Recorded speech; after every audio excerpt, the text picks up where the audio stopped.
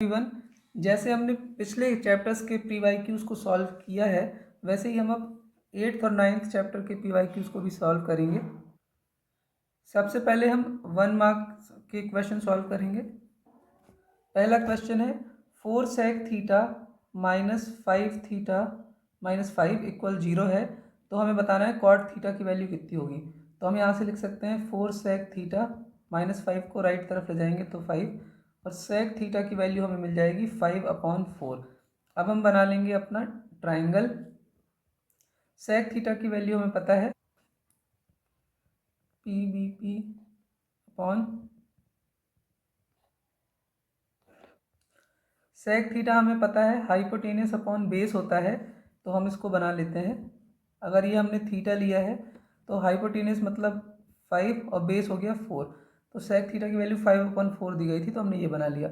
अब इसके बाद हम इसको परपेंडिकुलर को हम पाइथागोरस थ्योरम से भी निकाल सकते हैं, और ये भी हम जल्दी करने के लिए ये भी समझ सकते हैं कि 3 4 5 ट्रिपलेट होती है, मतलब 3 4 5 का एक पेयर ही बनता है राइट एंगल ट्राइंगल में, तो ये वाली जो साइड है वो 3 हो जाएगी।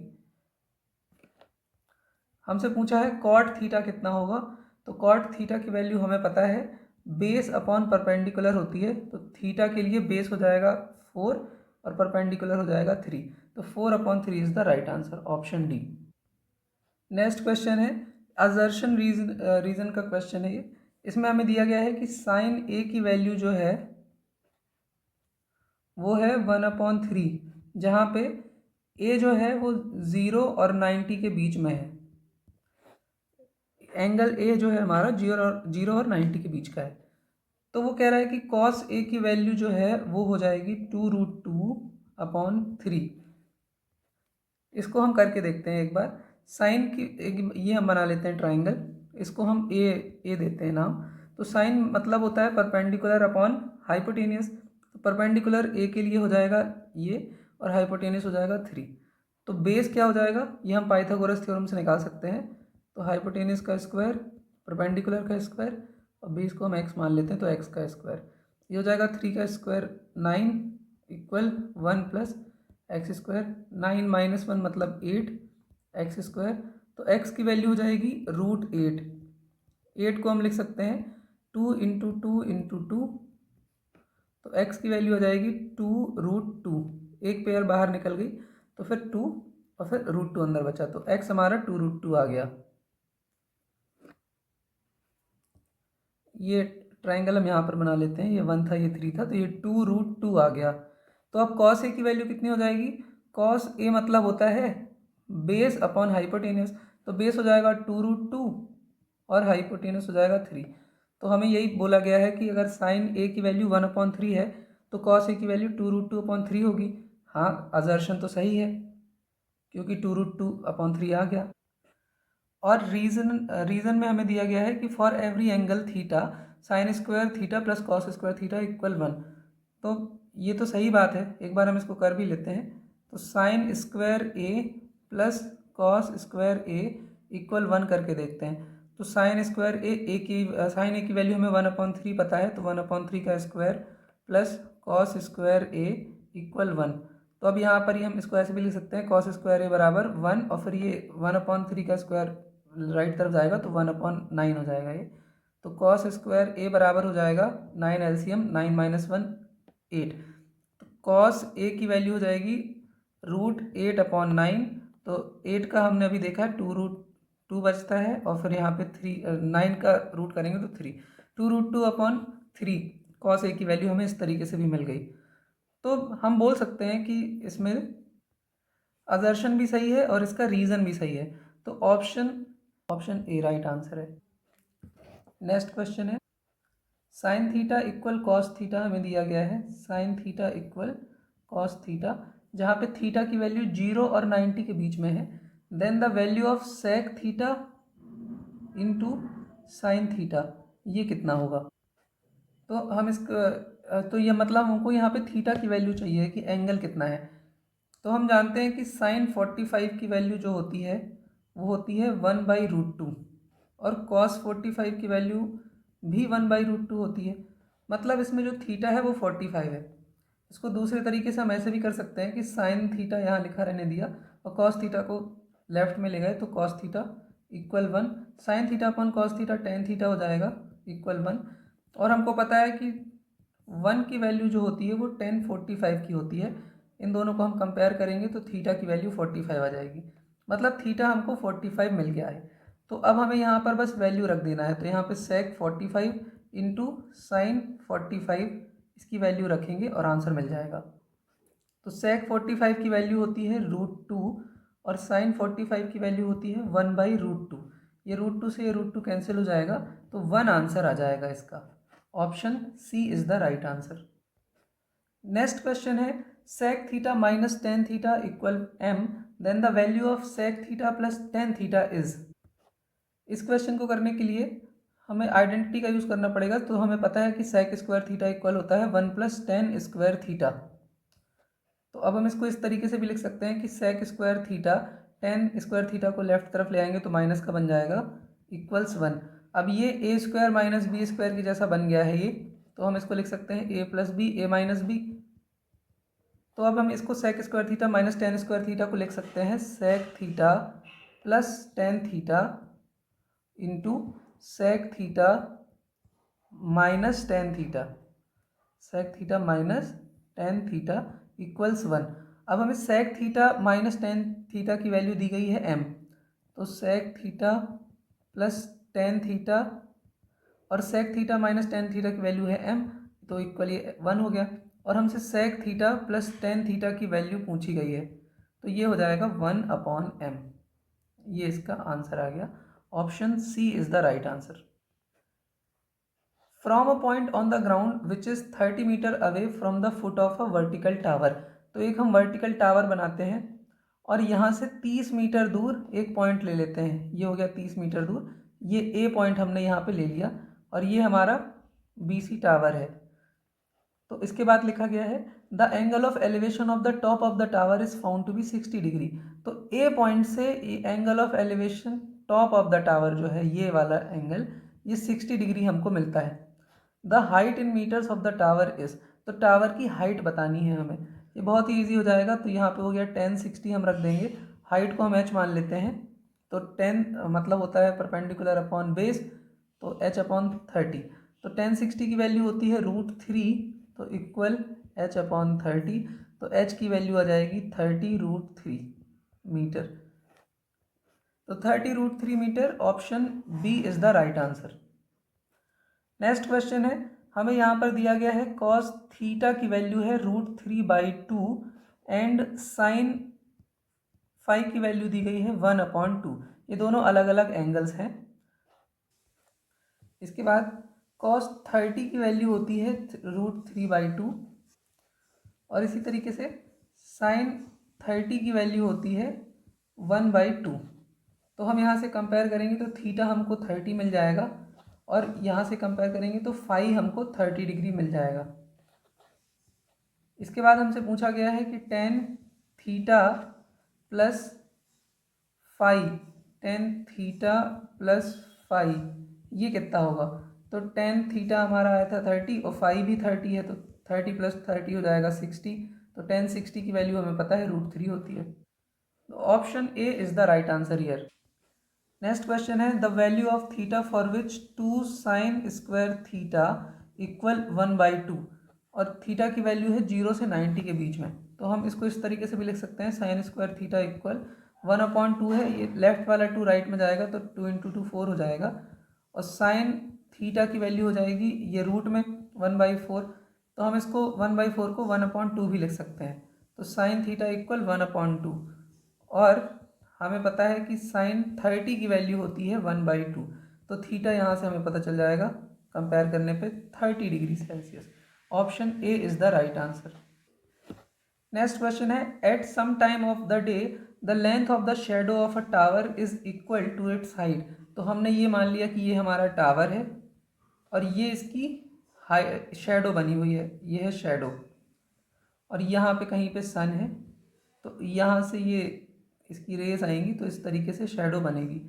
तो अब ये जो एंगल यहाँ से बन जाएगा, हमें ये एंगल बताना है कि ये थीटा कितना बना। सन्स अल्टीट्यूड बताना है, मतलब एंगल। तो हम यहाँ पे टेन थीटा ले लेते हैं, तो टावर की हाइट को हम एच मान लेते हैं, शेडो को भी एच मान लेते हैं। तो टेन थीटा होता है परपेंडिकुलर अपॉन बेस, तो एच अपॉन एच मतलब 1 आ गया ये। तो टेन थीटा इक्वल, और 1 होता है 10 में 45 की वैल्यू, तो इन दोनों को कंपेयर करेंगे तो थीटा की वैल्यू जो हमें मिल जाएगी वो 45 डिग्री मिल जाएगी। Option B is the right answer. अब हम 2 मार्क्स के क्वेश्चन को सॉल्व करेंगे। 5 कॉस स्क्वायर 60, इसमें हमें एवेल्यूएट ही करना है, तो वैल्यूज ही पुट करते चलना है। तो 5 इंटू कॉस 60 की वैल्यू होती है 1/2, तो 1/2 का स्क्वायर प्लस 4 सेक स्क्वायर 30, तो सेक 30 की वैल्यू होती है 2/√3 का स्क्वायर माइनस 10 स्क्वायर 45 मतलब 1 अपॉन साइन 30 का स्क्वायर, तो साइन 30 की वैल्यू होती है 1/2 उसका स्क्वायर प्लस साइन 60 का स्क्वायर, तो साइन 60 की वैल्यू होती है √3/2, तो इसका स्क्वायर। इसके बाद 5 into 1/4 plus 4 into 4/3 minus 1 upon, ये हो जाएगा 1/4 प्लस ये हो जाएगा 3/4। इसके बाद हम न्यूमरेटर में 4 और 3 12 एलसीएम ले लेते हैं, तो फिर ये हो जाएगा 15 प्लस 64 एंड माइनस 12, और डिनोमिनेटर में भी हम 4 एलसीएम ले लेते हैं, तो हो जाएगा ये 1 + 3। अब इसको हम सॉल्व करते हैं फर्दर, तो 15 + 64 जब हम करेंगे तो फिर आएगा 79, और फिर उसके बाद इसमें 12 घटा देंगे तो बचेगा हमारे पास 7 6 67 बचेगा। तो ऊपर आया 67/12, और डिनोमिनेटर में हो जाएगा हमारा 4/4 जो कि हो गया 1, तो 67/12 इसका आंसर आ जाएगा। क्वेश्चन है, इसमें भी हमें इवैल्यूएट करना है। तो सबसे पहले हम cos 45 की वैल्यू रखते हैं, जो कि हो जाएगी 1/√2 प्लस साइन 60 की वैल्यू होती है √3/2। इसके बाद सेक 30 की वैल्यू होती है 2/√3, और प्लस कॉसेक 30 की वैल्यू होती है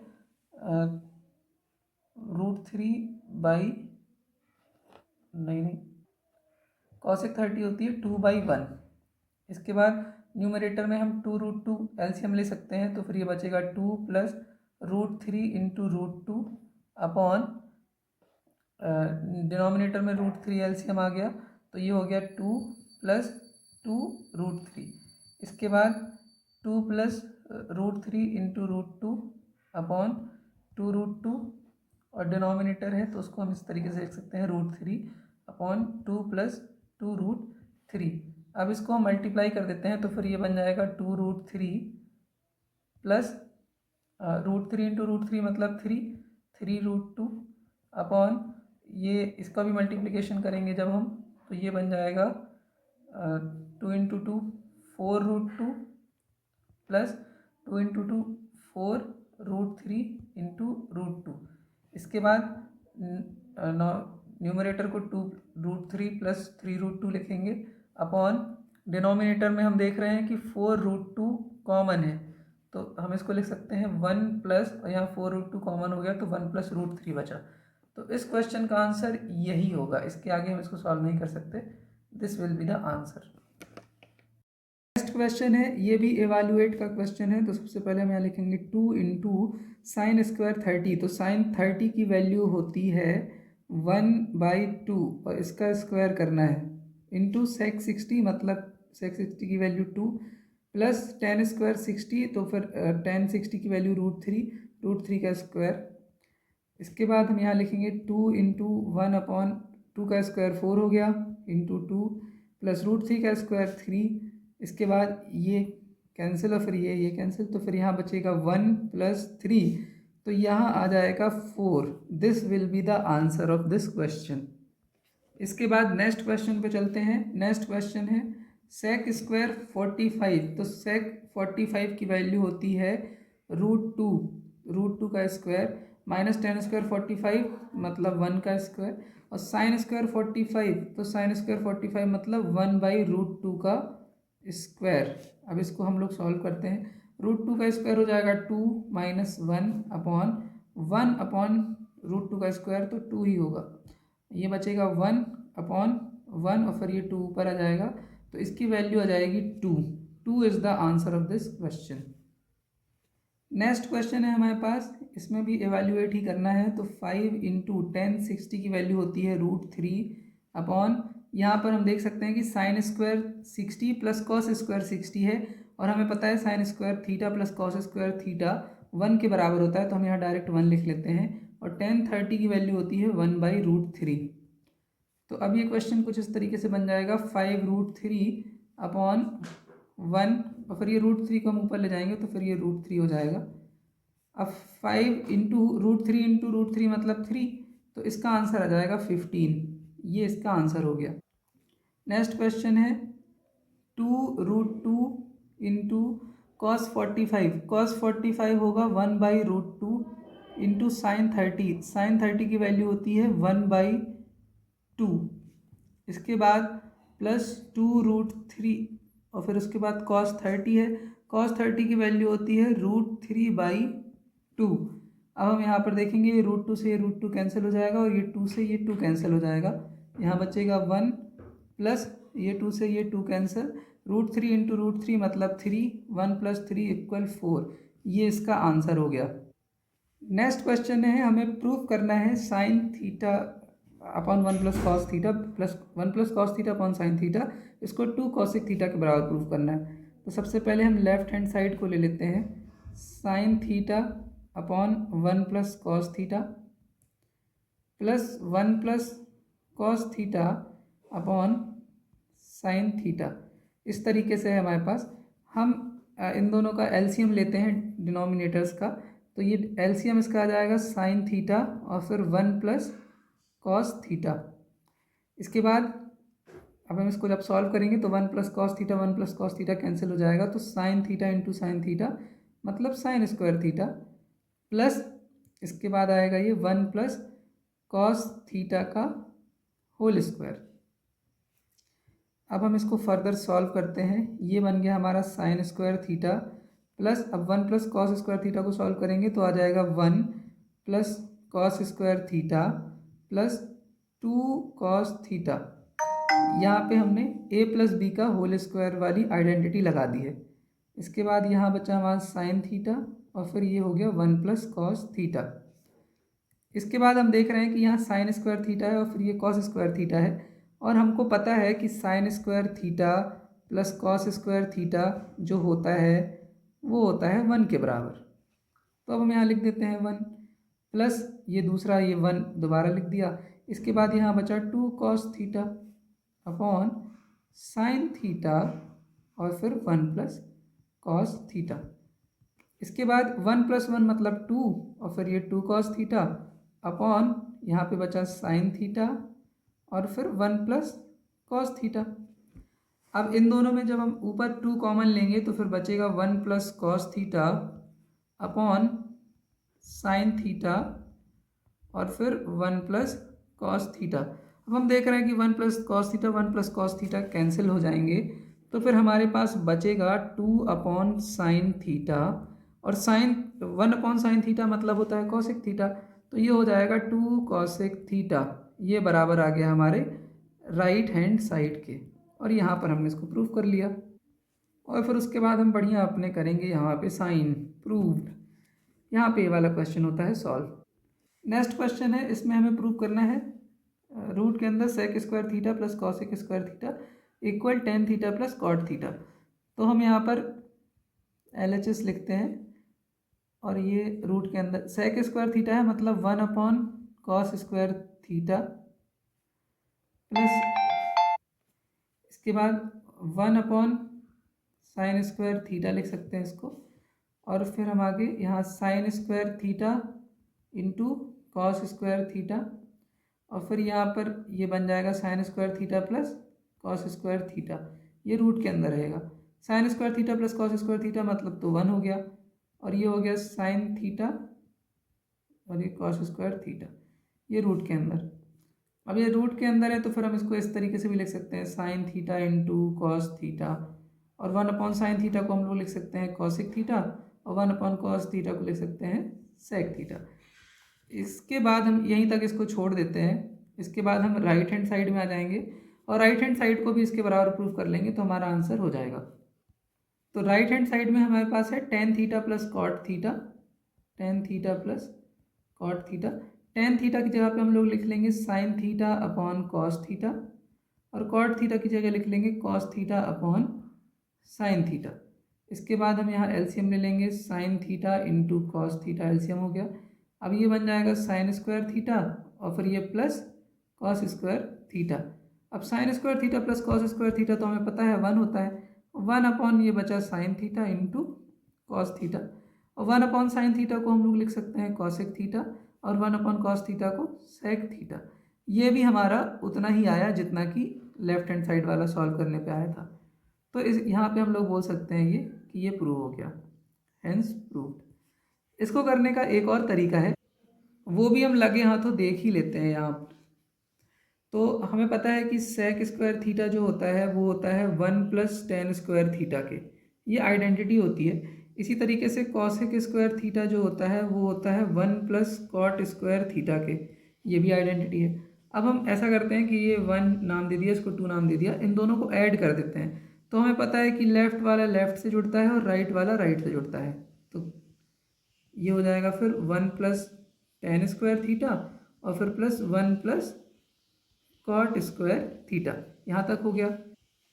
इसके बाद हम यहाँ पर इसको लिख लेते हैं इसी तरीके से, sec square theta plus cosec square theta equal, अब यहाँ पर 1+1 2 हो जाएगा, तो पहले हम इसको लिख लेते हैं tan square theta plus cot square theta plus 2 हमने यहाँ पे लिख लिया। अब हम इसके 2 के आगे 2 × 1 भी तो लिख सकते हैं, तो कोई वैल्यू में चेंज नहीं आएगा। और हमें पता है कि tan theta into cot theta ये भी 1 के बराबर होता है, तो हम इस 1 की जगह पे ये भी लिख सकते हैं। अब tan square theta plus cot square theta plus 2 × tan theta into cot theta. ये लिखने का रीज़न ये है कि हम इसको इस आइडेंटिटी के फॉर्म में बना पाएँ कि a square plus B square plus 2ab के जैसा बना पाए इसको। ये बन गया, देखो a square plus B square plus 2ab जैसा, जहाँ a बराबर टेन थीटा है और b बराबर कॉट थीटा है।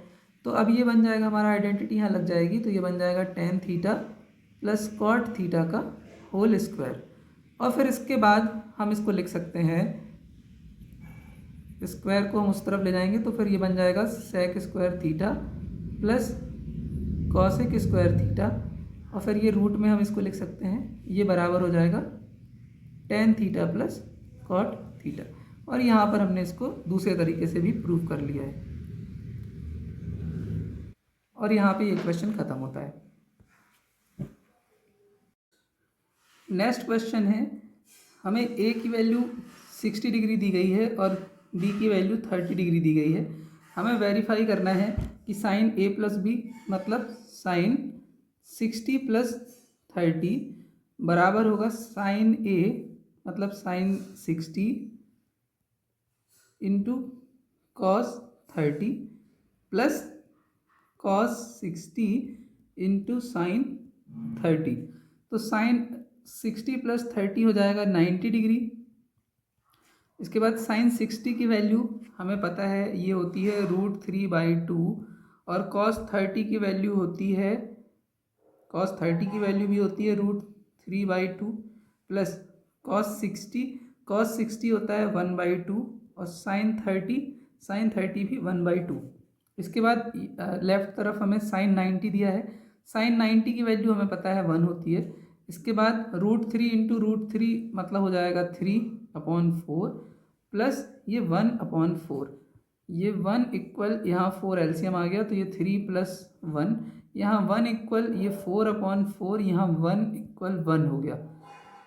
यहाँ पर हमने देख लिया कि दोनों तरफ 1 आ गया, इसका मतलब ये प्रूव हो गया। नेक्स्ट क्वेश्चन पे आते हैं हम। यहाँ हमें दिया गया है कि साइन a माइनस बी 1/2 के बराबर है, और कॉस a प्लस बी ये भी 1/2 के बराबर है, जहाँ पे a प्लस बी की वैल्यू 0 और 90 के बीच में है। और एक चीज़ और हमें दी गई है कि a जो है वो बड़ा है b से, तो हम यहाँ पर इसको लिख लेते हैं कि साइन a माइनस बी, और 1/2 जो वैल्यू होती है वो होती है साइन 30 की। साइन 30 की वैल्यू 1/2। इसी तरीके से हम यहाँ पर कॉस a प्लस बी लिख लेते हैं, और 1/2 में 1/2 कॉस की कौन सी वैल्यू होती है, कॉस 60 की वैल्यू होती है 1/2। अब जब हम इसको कंपेयर करेंगे तो हमें a माइनस बी की वैल्यू मिलेगी 30 डिग्री, और जब इधर कंपेयर करेंगे तो हमें a प्लस बी मिलेगा 60 डिग्री। अब हमें a और b की वैल्यू बतानी थी, तो अब हम इसको 1 नाम देते हैं, इसको 2 नाम देते हैं। इन दोनों को हम एलिमिनेशन मेथड से सॉल्व कर लेते हैं, तो a प्लस बी इक्वल 60 है और a माइनस बी 30 डिग्री है। अब जब हम एलिमिनेशन करेंगे तो जोड़ देंगे तो फिर ये हो जाएगा हमारा 2a, और 60 प्लस 30 ये हो जाएगा हमारा 90। इस तरीके से हमें a की वैल्यू पता चल गई 45 डिग्री। और अब हमें b की वैल्यू चाहिए है, तो हम किसी में भी b की वैल्यू, किसी भी इक्वेशन में a की वैल्यू को पुट कर देंगे। a प्लस बी इक्वल 60 था, a की वैल्यू 45 है, तो 45 प्लस बी इक्वल 60, तो b की वैल्यू हो जाएगी 15 हो जाएगी b की वैल्यू 15 डिग्री। इस क्वेश्चन में a प्लस बी हमारा जो होगा, a प्लस बी है 60 के बराबर, जो कि 0 और 90 के बीच में ही है, और a हमारा बड़ा है b से, a 45 और b 15 है, मतलब आंसर सही है। नेक्स्ट क्वेश्चन भी उसी के जैसा है हमारा, जैसा हमने अभी अभी सॉल्व किया है। 2 sine a plus B equal हमें दिया गया है √3 के बराबर, तो हम इसको लिख सकते हैं साइन a प्लस बी बराबर √3/2, और इसको हम आगे लिख सकते हैं साइन a प्लस बी बराबर साइन 60 की वैल्यू होती है √3/2 के। और इसी तरीके से कॉस a माइनस बी हमको दिया गया है 1 के बराबर, तो कॉस a माइनस बी, और 1 कॉस 0 की वैल्यू होती है। इसके बाद हम a प्लस बी की वैल्यू निकालेंगे तो ये आ जाएगी 60 कंपेयर करने पे। इसी तरीके से a माइनस बी की वैल्यू आ जाएगी 0 के बराबर। अब यहाँ से हम a की वैल्यू देख लेते हैं, a बराबर b हो जाएगा। अब a बराबर b को हम अपनी इस वाले इक्वेशन में पुट कर देते हैं, तो ये हो गया b plus B equal 60। 2b की वैल्यू आ गई 60, मतलब b की वैल्यू आ जाएगी 30 डिग्री। और इसी तरीके से अब हमें a की वैल्यू निकालना है, तो a और b आपस में बराबर हैं, तो a की वैल्यू भी 30 डिग्री ही हो जाएगी। यहाँ पे ये आंसर, ये क्वेश्चन यहाँ पे सॉल्व होता है। इसके बाद अब हम 3 मार्क्स के क्वेश्चन सॉल्व करेंगे इस चैप्टर के। तो पहला ही क्वेश्चन है ये, इसको 1 के बराबर प्रूव करना है। तो कॉसेक थीटा को हम लिख सकते हैं 1/sin थीटा, और साइन थीटा को इसी तरीके से लिखा रहने देते हैं। इसके बाद सेक थीटा को हम लोग लिख सकते हैं 1/cos थीटा, और कॉस थीटा को ऐसा ही लिखा रहने देते हैं। टेन थीटा की जगह पे लिख सकते हैं sine theta upon cos theta, और कॉट थीटा की जगह लिख सकते हैं cos theta upon sine theta. इस पूरे की वैल्यू हमको 1 के बराबर प्रूव करनी है। इसके बाद अब हम इसको यहाँ पे साइन थीटा कॉमन एलसीएम ले लेते हैं, तो ये बन जाएगा 1 माइनस साइन स्क्वायर थीटा। यहाँ से हम कॉस थीटा को एलसीएम ले लेते हैं, तो ये बन गया 1 माइनस कॉस स्क्वायर थीटा, और फिर इसके बाद यहाँ पे sine theta into cos theta LCM आ गया, तो ये बन जाएगा sine square theta plus cos square theta equal 1 के बराबर प्रूव करना है। 1 माइनस साइन स्क्वायर थीटा को हम लोग लिख सकते हैं कॉस स्क्वायर थीटा। ये हमें पता ही होगा कि sign square theta plus cos square theta ये 1 के बराबर होता है, तो फिर कॉस स्क्वायर थीटा जो हो जाएगा वो 1 माइनस साइन स्क्वायर थीटा के बराबर हो जाएगा।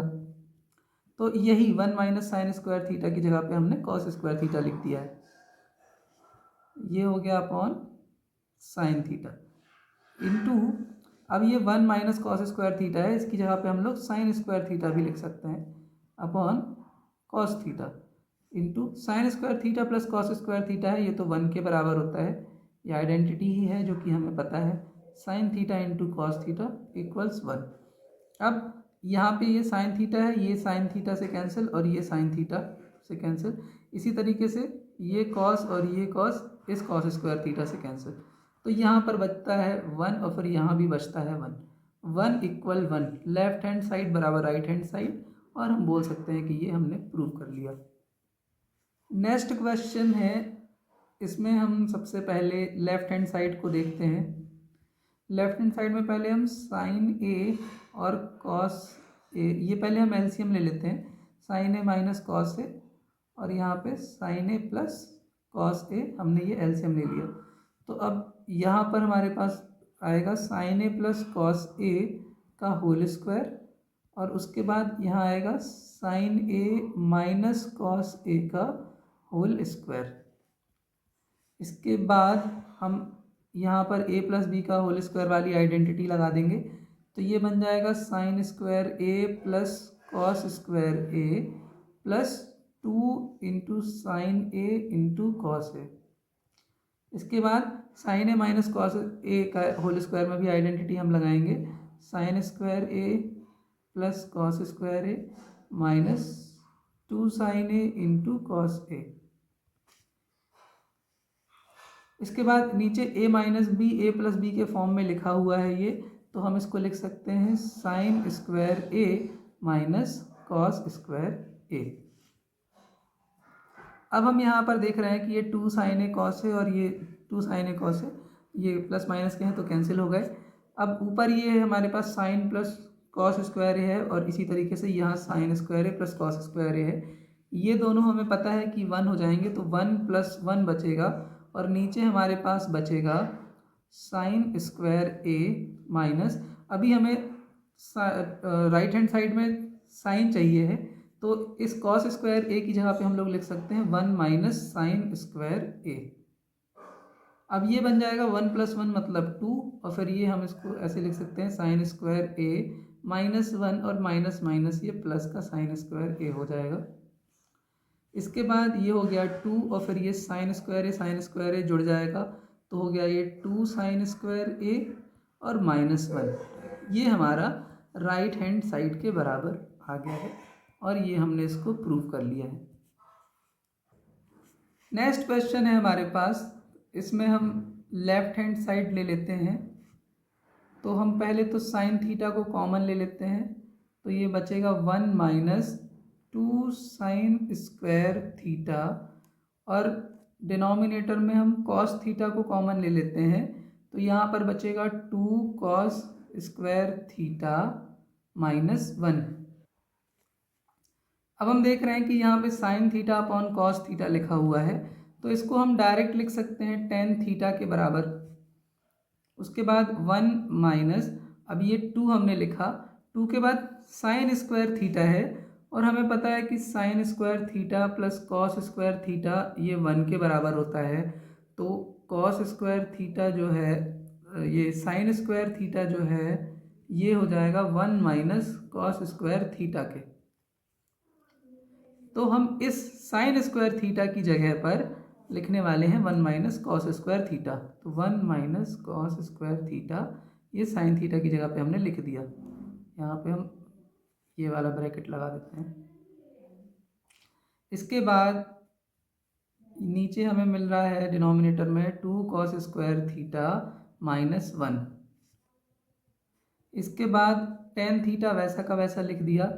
अब अंदर हमारे पास बचेगा, हम अंदर मल्टीप्लिकेशन कर देंगे, तो 1 माइनस 2, और फिर ये माइनस माइनस प्लस हो जाएगा 2 कॉस स्क्वायर थीटा अपॉन, ये हमारे पास बचा 2 कॉस स्क्वायर थीटा माइनस 1। अब टेन थीटा को वैसा का वैसा लिख देंगे। इसके बाद ये 2 कॉस स्क्वायर थीटा, और 1 में से 2 घटेगा तो माइनस का 1 बचेगा अपॉन नीचे भी हमारे पास है 2 कॉस स्क्वायर थीटा माइनस 1। अब हम देख रहे हैं ये और ये सेम है तो ये कैंसिल हो गए, हमारे पास केवल टेन थीटा बचा जो कि राइट हैंड साइड के बराबर है और यहाँ पर हमारा ये क्वेश्चन प्रूव हो जाता है।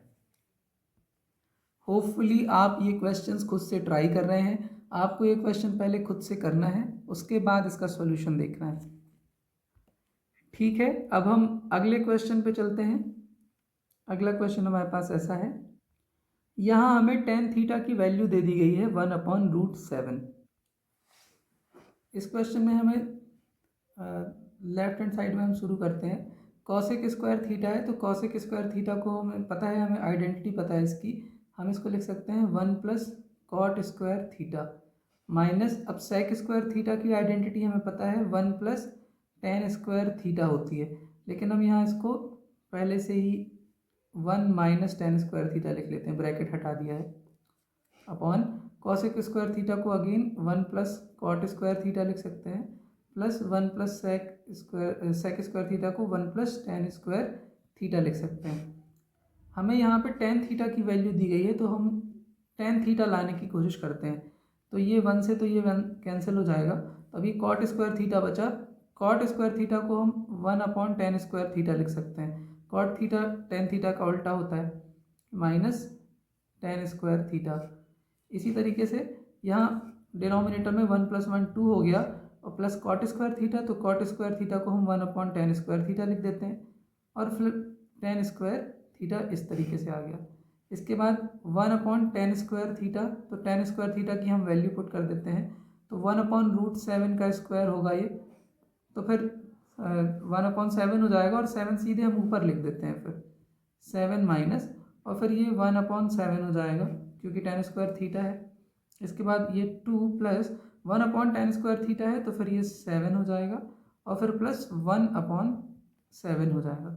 इसके बाद न्यूमरेटर में 7 एलसीएम ले लिया तो 7 × 7 49 - 1, तो ये हम डायरेक्ट यहाँ पर लिख देते हैं 48।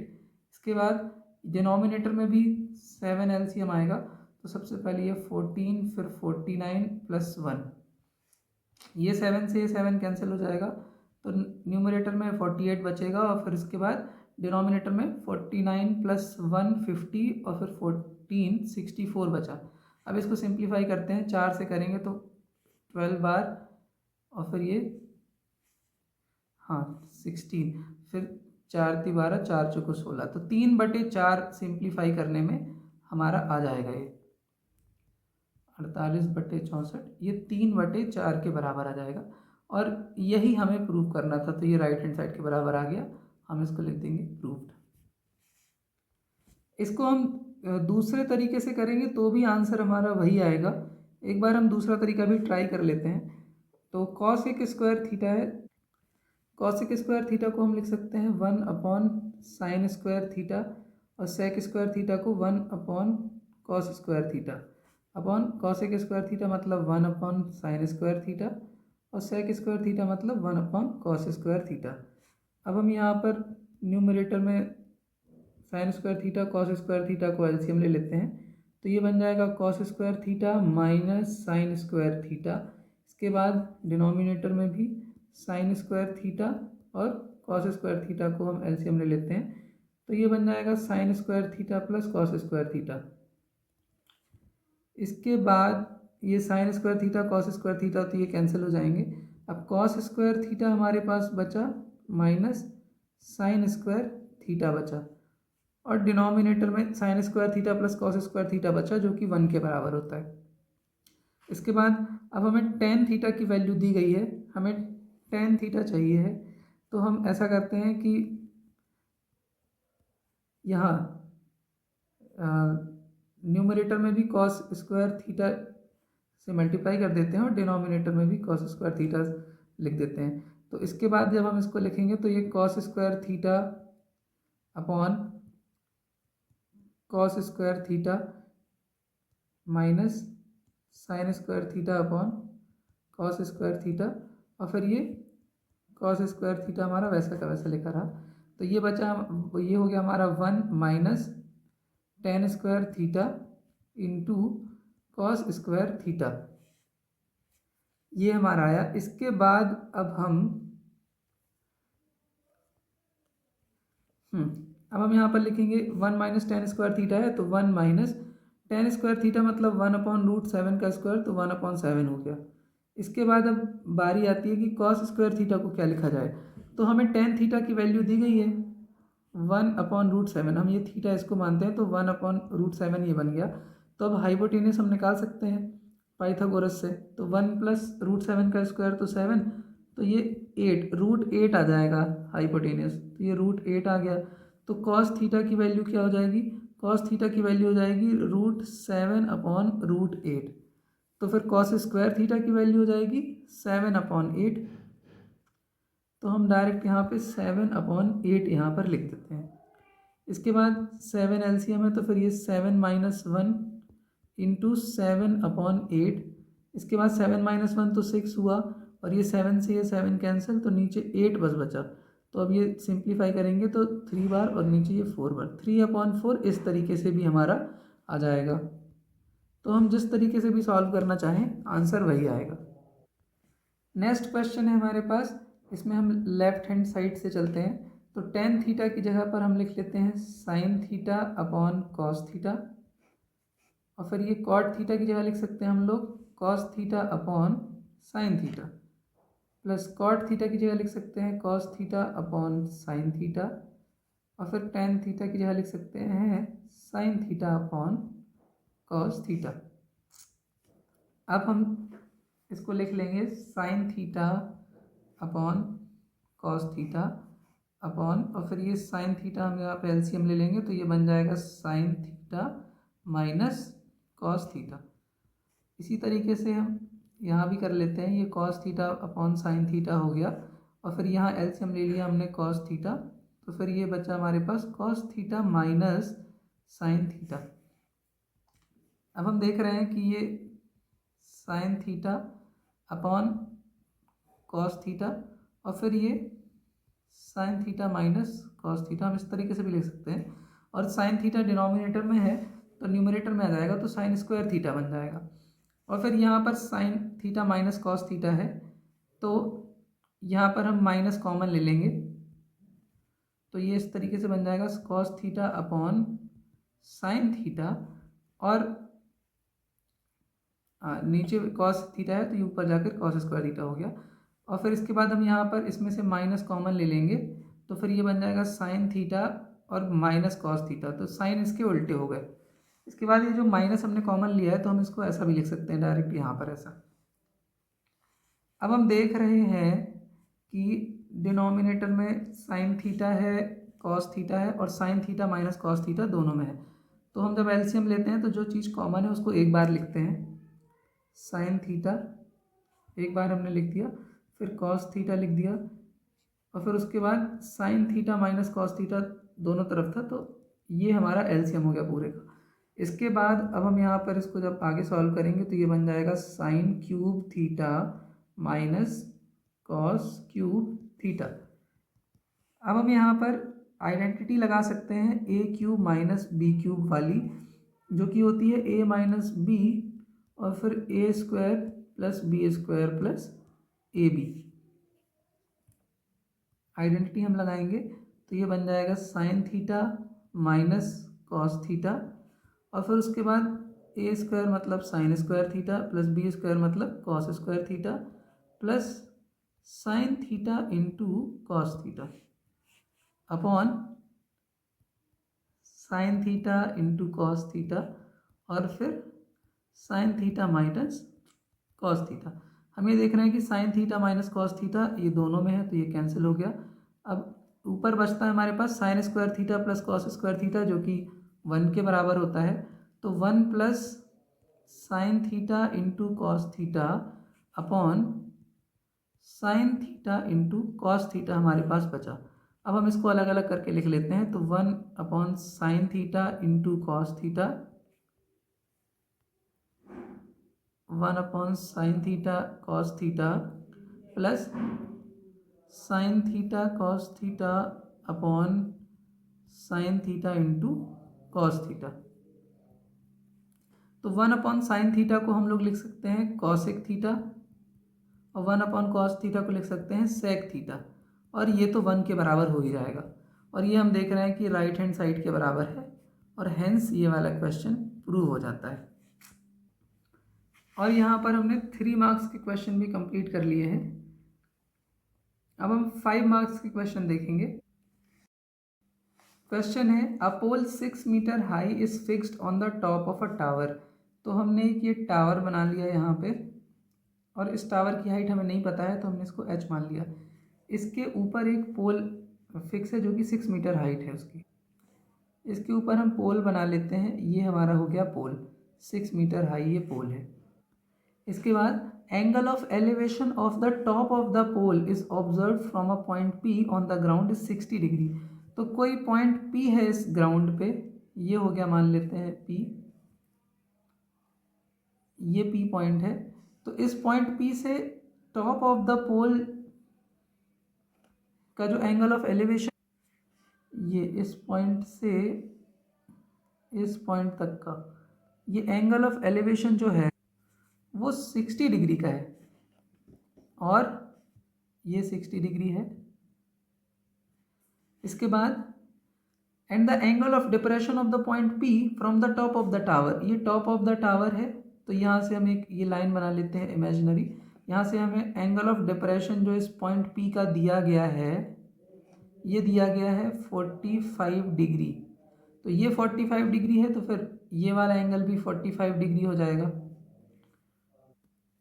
इसके बाद हमें बताना है find the height of the tower and distance of point P from the foot of the tower. तो ये हम इसको x मान लेते हैं, इस पॉइंट को A, इसको B, इसको C, और ये तो P है ही। तो हमने मान लिया कि height of the tower h है। तो सबसे पहले हम इन ट्राइंगल BCP पे चलते हैं, BCP ट्राइंगल पे। तो 1045 डिग्री बराबर हम बोल सकते हैं परपेंडिकुलर अपॉन बेस। तो BC परपेंडिकुलर है, बेस PC है। 1045 की वैल्यू 1 होती है, BC की वैल्यू h है और CP की वैल्यू x है। तो यहाँ से हमें पता चल गया कि h और x आपस में बराबर हैं क्रॉस मल्टीप्लिकेशन से। इसके बाद हम अगले ट्राइंगल पे चलते हैं। इन ट्राइंगल ACP, बड़े वाले ट्राइंगल पे हम देख रहे हैं, यहाँ पे हमको 1060 डिग्री बराबर परपेंडिकुलर 60 के लिए क्या हो जाएगा, AC अपॉन बेस हो जाएगा वही CP। 1060 की वैल्यू होती है √3, और AC की जगह पे हम लोग लिख सकते हैं AB plus BC upon CP की वैल्यू तो x है। √3 इक्वल AB की वैल्यू हमें पता है, ये तो AB तो पोल है तो 6 मीटर का है, और BC को हमने h माना है, और ये x है नीचे। तो x और h तो आपस में बराबर है इस इक्वेशन से, तो यहाँ पर भी हम h लिख लेते हैं। क्रॉस मल्टीप्लाई करेंगे तो h √3 इक्वल 6 प्लस h आएगा हमारे पास। इसके बाद अब हम लोग इसको लिख सकते हैं, h को लेफ्ट तरफ ले जाते हैं तो h √3 माइनस h इक्वल 6। अब यहाँ पे h हमने कॉमन ले लिया तो √3 माइनस 1 इक्वल 6 बचा हमारे पास। इसके बाद हम इसको थोड़ा यहाँ पर सॉल्व कर लेते हैं। अब ये h की वैल्यू हमारे पास आएगी 1/√3 माइनस 1। अब हम यहाँ पर ही √3 की वैल्यू पुट कर सकते हैं, लेकिन इसको थोड़ा और इजी बना लेते हैं रैशनलाइज करके। तो √3 प्लस 1 को ऊपर मल्टीप्लिकेशन कर देना है, √3 प्लस 1 को डिनोमिनेटर में कर देना है।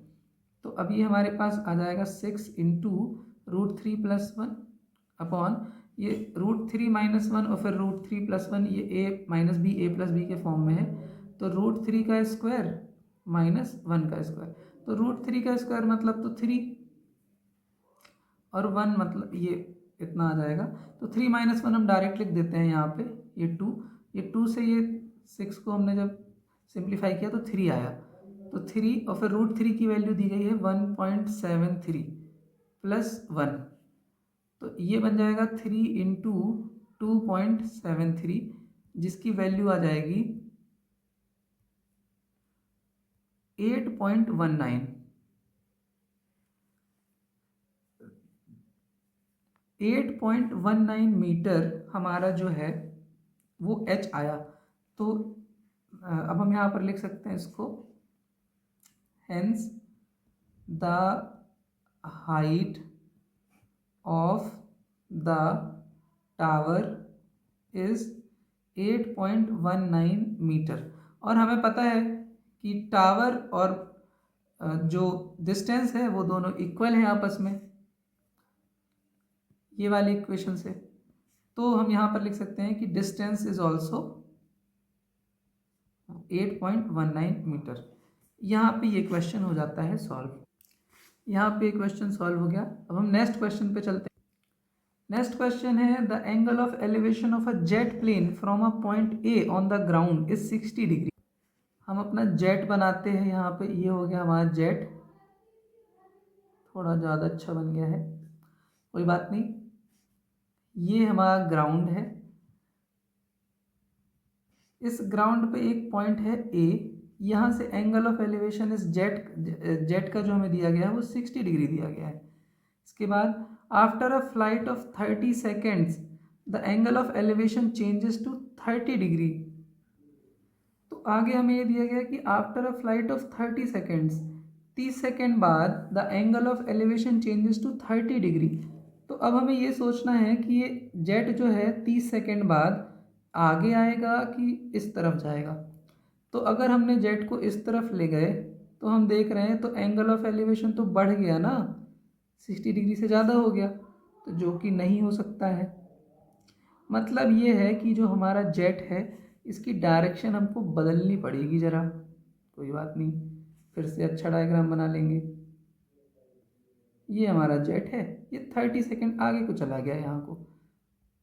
अब इसकी जो एंगल ऑफ एलिवेशन है इसी ए पॉइंट से, वो है यहाँ पे 30 डिग्री। और हमें ये भी दिया गया है कि ये कांस्टेंट हाइट पे फ्लाई कर रहा है, मतलब 3600√3 मीटर। तो यहाँ भी ये 3600√3 मीटर ही रहेगा। अब हम इसका नामकरण कर लेते हैं। इसको हम बी नाम देते हैं, इसको सी। ये जेट को हटा ही देते हैं जरा, यहाँ डी लिख लेते हैं, यहाँ ई लिख लेते हैं। इसके बाद अब हम चलते हैं अपना 1060 बनाते हैं। सबसे पहले हम लिख लेते हैं कौन से ट्रायंगल की बात कर रहे हैं हम लोग। तो in triangle A D B triangle ये है अपना, इसकी बात करते हैं अपन।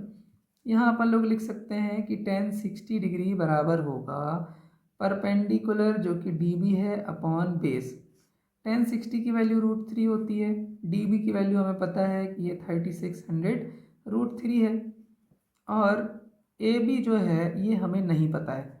तो ए बी को हम मान लेते हैं कि x है, तो ये x हो गया, और बी सी को हम मान लेते हैं y, ये x हो गया। अब इसको क्रॉस मल्टीप्लिकेशन कर लेते हैं। ये √3 से ये √3 कैंसिल हो गया, तो x की वैल्यू आ गई 3600 मीटर। ओके, इसके बाद अब हम चलते हैं दूसरे ट्रायंगल पे। इन ट्रायंगल AEC, यहाँ पर हम लोग बोल देते हैं कि 1030 की वैल्यू जो हो जाएगी वो हो जाएगी CE परपेंडिकुलर हो जाएगा, और AC हमारा बेस हो जाएगा। 1030 की वैल्यू होती है 1/√3।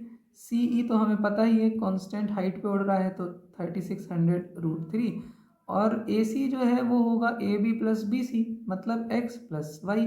अब इसको क्रॉस मल्टीप्लाई कर लेते हैं, तो x + y इक्वल हो गया 3600 इंटू √3 और √3 इंटू √3 तो 3 होता है। अब हम सीधे मल्टीप्लाई कर लेते हैं, तो 0 0, ये 10,800 आया, तो इसको यहाँ पे ऐसा लिख लेते हैं। और हमें पता है कि x की वैल्यू है 3600, तो यहाँ x की वैल्यू भी पुट कर लेते हैं, तो y इक्वल हो जाएगा 10,800 माइनस 3600। तो y की वैल्यू कितनी आ गई? y की वैल्यू हमारे पास आ जाएगी 002 मतलब 7200। y की वैल्यू मिल गई हमको 7200 मीटर। मतलब हम ये देख रहे हैं कि जो हमारा जेट था ना वो इस पॉइंट से इस पॉइंट तक, मतलब वही BC, और वो तो सेम ही है ना ये, मतलब हमारा जेट जो है वो 7200 मीटर चल दिया है वो 30 सेकेंड में। ये हमें दिया गया है, हम यहाँ लिख लेते हैं इसको एक बार। जेट ट्रेवल्स 7200 मीटर इन 30 सेकेंड्स। तो इसकी स्पीड कितनी हो जाएगी? स्पीड इक्वल होता है डिस्टेंस अपॉन टाइम। तो डिस्टेंस हमें पता है कि 7200 मीटर चला है और टाइम 30 सेकेंड में चला है। तो अब हम इससे निकाल सकते हैं इसकी स्पीड। 240 मीटर पर सेकेंड हमारे जेट की स्पीड है और यही हमारा आंसर है। इस क्वेश्चन में हमने जो इसकी स्पीड निकाली है वो मीटर पर सेकेंड में निकाली है। इसको हम किलोमीटर पर आवर में भी निकाल सकते थे। तो किलोमीटर पर आवर में निकालने के लिए बस सिंपली हमको क्या करना पड़ता है, 18/5 से मल्टीप्लाई करना पड़ता है। तो किलोमीटर पर आवर से मिल जाती है हमको। तो इसको हम एक बार सॉल्व कर लेते हैं। 48 इंटू 18 मतलब 864 किलोमीटर पर आवर। तो हम इसको मीटर पर सेकेंड में निकालते तो भी आंसर सही ही होता। तो ये हमने दोनों स्पीड से इसकी निकाल दी है। अगला प्रश्न कंप्यूटर स्क्रीन पर। A man on a cliff observes a boat at an angle of depression of 30 degree. एक आदमी ऐसी क्लिफ से यहाँ पर खड़ा हुआ है। वो आदमी वो देख रहा है दूर एक बोट आ रही है, ऐसी ये बोट आ रही है यहाँ पे। तो इसका एंगल ऑफ डिप्रेशन तो इस इमेजिनरी लाइन और ये ऑब्जर्वेशन वाली लाइन के बीच का होगा। ये इसने देखा कि 30 डिग्री का एंगल बना रही है boat. Which is approaching the shore to the point immediately beneath the observer, मतलब इसके जस्ट नीचे ही है वो बोट। इसके बाद विथ अ यूनिफॉर्म स्पीड, ये यूनिफॉर्म स्पीड से आ रही है तट की तरफ, इस तरफ यूनिफॉर्म स्पीड से आ रही है। इसके बाद 6 minutes later the angle of depression of the boat is found to be 60 degree. अब हम देख रहे हैं कि यहाँ से बोट यहाँ को आ रही है और फिर 60 मिनट बाद ये बोट यहाँ आ गई, मान लो इधर आ गई बोट। तो इसका अब जो एंगल ऑफ डिप्रेशन बन गया वो ये वाला होगा पूरा। तो ये 60 डिग्री बन गया ये पूरा एंगल डिप्रेशन। ऐसा लिख लेते हैं, इसको थोड़ा समझना पड़ेगा। तो ये 60 डिग्री बन गया यहाँ पे। तो इतनी डिस्टेंस जो इसने चली, तो ये इतनी डिस्टेंस बोट को चलने में लगे 6 मिनट्स। इसके बाद find the time taken by the boat from here to reach the shore. अब इस पॉइंट से शोर तक पहुंचने में कितना समय लगेगा बोट को, ये बताना है हमें। ओके, तो सबसे पहले हम इसका नामकरण करते हैं। ए बी ये हो गया हमारा सी पॉइंट और ये हो गया टी पॉइंट। तो अब हम देखते हैं इन ट्राइंगल ए बी सी में, ए बी सी ट्राइंगल, इसको हम एच मान लेते हैं, इसको एक्स और इसको वाई मान लेते हैं। तो ए बी सी ट्राइंगल में हम 10 60 लगाते हैं। तो ये हो जाएगा परपेंडिकुलर अपॉन बेस। 10 60 की वैल्यू है √3 और ए बी हमारा है एक्स, बी सी हमने माना हुआ है, ए बी हमने एच माना है, बी सी हमने एक्स माना है। तो एच बराबर हो जाएगा x√3। ये हो गया हमारा क्रॉस मल्टीप्लिकेशन से। इसके बाद अब हम चलते हैं दूसरे ट्राइंगल पे, जो कि है in triangle A B D. A B D triangle में आ गए। यहाँ पे 10 30 लगाना पड़ेगा क्योंकि ये वाला एंगल 30 डिग्री का बनेगा ना। तो 10 30 बराबर हो जाएगा A B perpendicular upon B D मतलब बेस। 10 30 की वैल्यू 1/√3। ए बी हमारा एच और बी डी की वैल्यू हो जाएगी B C plus C D मतलब एक्स प्लस वाई। अब इसको क्रॉस मल्टीप्लिकेशन करते हैं तो x plus Y equal h√3। इसके बाद हमने पहली वाली इक्वेशन से देखा था कि h बराबर x√3 था। तो हम इस वाले इक्वेशन में भी h की जगह पर लिख देते हैं x√3 इंटू √3। इसके बाद अब ये आ जाएगा x plus Y equal 3x, क्योंकि √3 इंटू √3 3। तो अब ये हो जाएगा y इक्वल x, इससे घटेगा तो 2x हो जाएगा। तो अब हमें एक यहाँ पे रिलेशन पता चल गया है कि y जो है वो दोगुना है x से।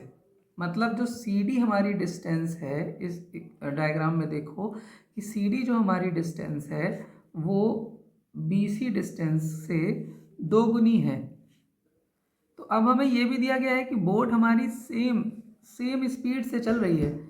तो अगर CD डिस्टेंस को चलने में उसे 6 मिनट लगे हैं, 6 मिनट्स लगे हैं CD डिस्टेंस चलने में, तो उसकी आधी डिस्टेंस चलने में उसको आधा समय लगेगा ना, क्योंकि स्पीड तो कांस्टेंट है।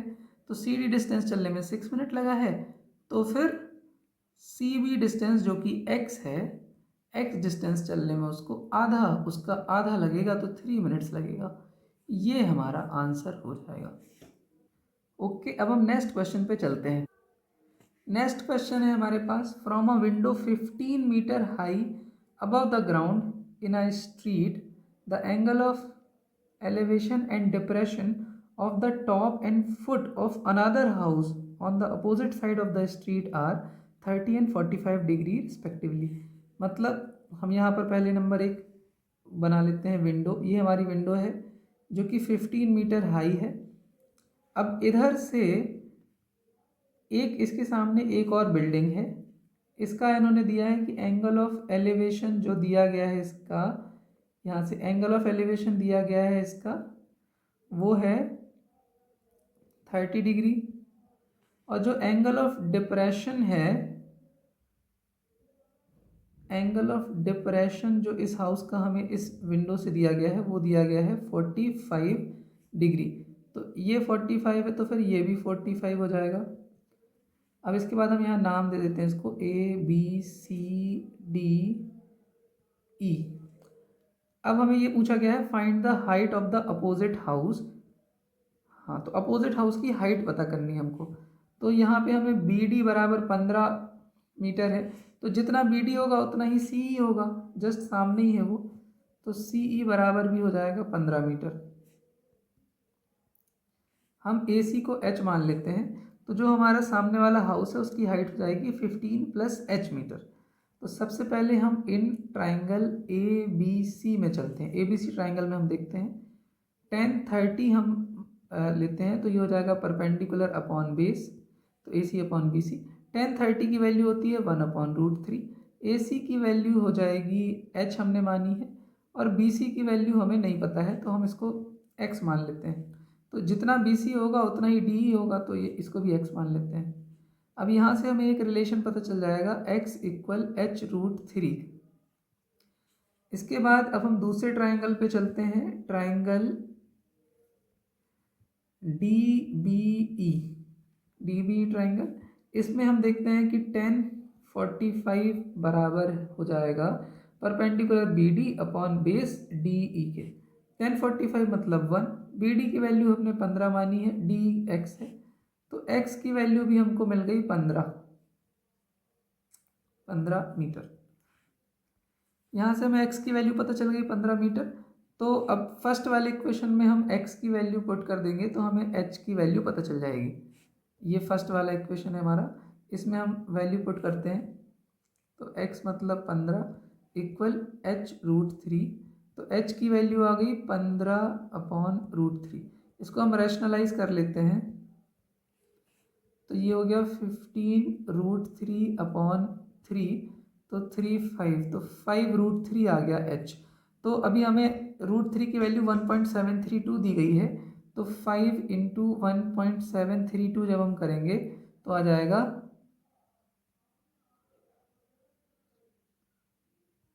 8.66। तो ये आ गया 8.66 मीटर। ये तो हमें H की वैल्यू पता चली, लेकिन हमें तो हाउस का पूरी हाइट बतानी थी। तो height of the opposite house will be H + 15। H की वैल्यू हमें मिली 8.66, और इसमें 15 और जोड़ देंगे, तो आ जाएगा ये 23.66 metre. 23.66 metre is the height of the opposite house, और यही हमारा आंसर है इस क्वेश्चन का। क्वेश्चन है the angles of depression of the top and bottom of a 8 metre tall building from the top of a multi storeyed building. तो एक हमारे पास ये बिल्डिंग है जिसकी हाइट है 8 मीटर, तो इसके पास एक दूसरी मल्टी स्टोरीड बिल्डिंग है। इस मल्टी स्टोरीड बिल्डिंग से ये छोटी वाली बिल्डिंग के जो टॉप का एंगल ऑफ डिप्रेशन है वो है 30 डिग्री, और जो इसके बॉटम का एंगल ऑफ डिप्रेशन है ये है 45 डिग्री, मतलब ये हो जाएगा 45 डिग्री और ये हो जाएगा 30 डिग्री। इसका हम नाम दे देते हैं ABCDE। ये CE भी 8 मीटर हो जाएगा क्योंकि BD 8 है। AC को हम H मान लेते हैं। अब हम इन ट्राइंगल ADE ट्राइंगल में देखते हैं, हम यहाँ पर लगा सकते हैं 10 45। ये होगा परपेंडिकुलर मतलब AE अपॉन बेस मतलब DE, तो 10 45 मतलब 1। AE को हम लिख सकते हैं H + 8 और DE हमें नहीं पता है, हम इसको x मान लेते हैं, तो BC भी x हो जाएगा, तो DE x हो गया। तो x इक्वल हो गया यहाँ पे H + 8, यहाँ से हमें एक रिलेशन मिल गया। इसके बाद हम दूसरे ट्राइंगल में चलते हैं, इन ट्राइंगल ABC। यहाँ पर हम देख रहे हैं कि 10 30 बराबर यहाँ परपेंडिकुलर AC है और बेस यहाँ पे BC है। 10 30 की वैल्यू होती है 1/√3, AC की वैल्यू हमने H मानी है और BC हमने X माना है। क्रॉस मल्टीप्लाई करेंगे तो X इक्वल हो जाएगा H√3, और हमें पहले वाले इक्वेशन से पता चला है कि X की वैल्यू है H + 8, तो यहाँ हम रख देते हैं H + 8 इक्वल H√3। अब हम यहाँ पर 8 इक्वल लिख सकते हैं H√3 - H, तो फिर यहाँ पे हम H को कॉमन ले लेंगे तो ये √3 - 1 हो जाएगा। H की वैल्यू हमें मिल जाएगी 8/√3 - 1। इसको हम रैशनलाइज कर लेंगे, √3 + 1 √3 + 1, तो H की वैल्यू हमें पता चलेगी 8, फिर ये हो गया √3 + 1 अपॉन √3 a² - b² मतलब 3 - 1 मतलब ये हो जाएगा 2। तो ये 2 से ये 8 को हम सिंप्लीफाई करेंगे तो आ जाएगा 4। तो H की वैल्यू हमें मिली 4√3 + 1, ये हमें H की वैल्यू पता चल गई। हमें तो हाइट ऑफ बिल्डिंग बतानी थी, तो height of multi storey building ये हो जाएगी AC + CE। AC की वैल्यू हमें दी गई है, हमने ली थी H और CE 8 है। H हमने निकाला है H√3 + 1 और ये 8, इसको मल्टीप्लाई करेंगे तो 4√3 + 4 + 8, ये 4 + 8 करेंगे तो आ जाएगा 12 + 4√3 मीटर। तो बिल्डिंग की जो हाइट आ गई वो आ गई 12 + 4√3 मीटर। इसके बाद हमसे ये भी पूछा है कि डिस्टेंस बिटवीन बिल्डिंग्स कितनी है, तो डिस्टेंस बिटवीन बिल्डिंग्स ये है x के बराबर, और x हमें पहले वाले रिलेशन से पता है कि H + 8 है। H + 8 मतलब वही चीज़ जो हमने ऊपर निकाली हुई है, मतलब ये जो डिस्टेंस है हमारी ये भी हो जाएगी 12 + 4√3 मीटर। ये हमारा आंसर हो गया, ये डिस्टेंस हो गई और ये बिल्डिंग की हाइट हो गई। यहाँ पे एक क्वेश्चन ख़त्म होता है। नेक्स्ट क्वेश्चन है, from a point on a bridge across the river. ये हमारी रिवर है, इसके बीच में एक ब्रिज बना हुआ है, ये ब्रिज है। तो इस ब्रिज के बीच में एक पॉइंट है, ये हमने पॉइंट मान लिया। The angles of depression of the banks on opposite sides of the river are 30 and 60 degree respectively. तो ये वाली जो साइड है रिवर की, इसका हमने एंगल ऑफ डिप्रेशन 30 डिग्री मान लिया, और ये वाली जो साइड है इसका एंगल ऑफ डिप्रेशन हमने 60 डिग्री मान लिया। If the bridge is at the height of 4 metre, मतलब ये यहाँ से 4 मीटर की हाइट पर है ब्रिज हमारा। Find the width of the river, तो हम इसका नाम रख देते हैं ABCD। हमको विड्थ ऑफ द रिवर मतलब BD पता करनी है। तो सबसे पहले ये 30 है तो फिर ये भी 30 डिग्री हो जाएगा, ये 60 है तो फिर ये भी 60 हो जाएगा। इसके बाद हम सबसे पहले इन ट्राइंगल ABC इसकी बात करते हैं। यहाँ हम 10 30 करेंगे तो ये हो जाएगा perpendicular AC upon BC base. 10 30 की वैल्यू होती है 1/√3। AC हमको 4 पता है और BC हमने X मान लिया, CD को हम Y मान लेते हैं। तो x इक्वल आ जाएगा 4√3 मीटर। ये x की वैल्यू आ गई। इसके बाद इन ट्राइंगल ए सी डी हम यहाँ देख रहे हैं 1060, ये हो जाएगा परपेंडिकुलर मतलब ए सी अपॉन बेस सी डी। 1060 की वैल्यू है √3, ए सी है हमारा 4 और सी डी है y। तो अब यहाँ से हम इसको देखेंगे, क्रॉस मल्टीप्लाई करेंगे तो 4√3 इक्वल 4, हमें तो y चाहिए था तो y इक्वल हो जाएगा 4/√3। इसको हम रैशनलाइज कर लेते हैं तो ये बन जाएगा 4√3/3। लेकिन हमें तो विड्थ ऑफ द रिवर चाहिए थी, तो विड्थ ऑफ द रिवर जो हो जाएगी, विड्थ ऑफ द रिवर ये हो जाएगी x + y के बराबर। तो x हमारा आया 4√3 और y हमारा आया 4√3/3। अब इसका एलसीएम 3 हो गया तो फिर ये 12√3 + 4√3 इक्वल ये बन गया 16√3/3 मीटर। तो इतना ही हमारा आंसर हो जाएगा। This will be the width of the river. यहाँ पर हमने 8th चैप्टर और 9th चैप्टर के क्वेश्चंस भी कर लिए हैं। All the best for your exams. और कोई डाउट्स हो तो आप कमेंट सेक्शन में पूछ सकते हैं। बाकी चैप्टर्स के PYQs भी देख सकते हैं, प्लेलिस्ट उसके लिए बनी हुई है। Have a good day.